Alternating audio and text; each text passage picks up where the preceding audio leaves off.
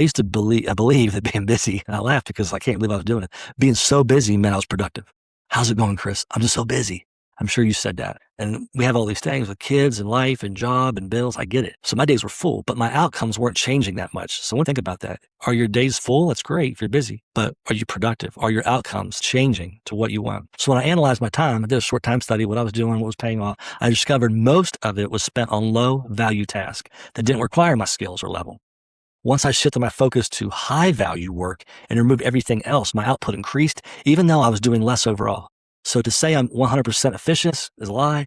I just got others to help me collaborate and work with me and work for me to help me do the tasks that were really better suited for me and tasks that were just better suited for them.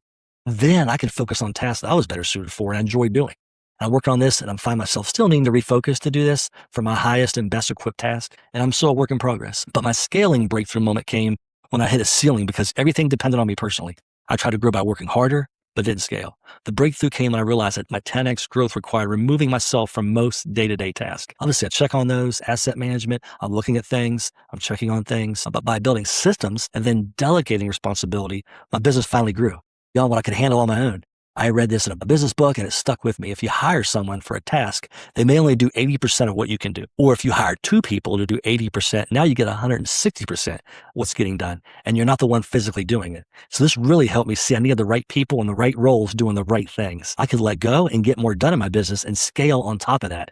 So it really blew my mind when I realized this. So the real goal versus the safe goal. I used to set goals that I felt very realistic, accomplished, and safe based on what I already had achieved, but those goals only led to small improvements. When I finally asked myself what I actually wanted without limiting it to my current situation, my thinking shifted. The bigger vision forced me to change how I worked, how I learned from these things, and what I focused on. Again, my mind could only refer to what I had done previously as a reference point. These small changes or improvements were conceivable for me. Just maybe like you, if you're thinking of major growth, maybe that's a little scary. I get it.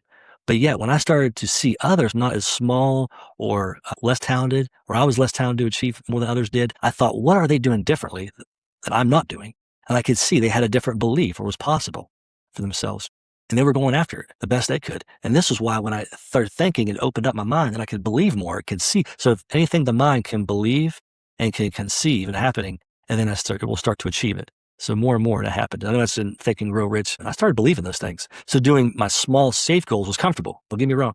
Maybe you're in the same spot I am. Yet thinking and then pursuing bigger goals challenged me for more. And I enjoyed it more. Not for more just because of the sake of more, but for better achievements. So my focus breakthrough came when the one thing that moves everything. I was juggling multiple goals at once, hoping progress in a lot of areas would happen and lead to success. And instead, I stayed stuck. Eventually, I identified the one, two things I was good at and actually create the most of the results. And I cut everything else out that I could.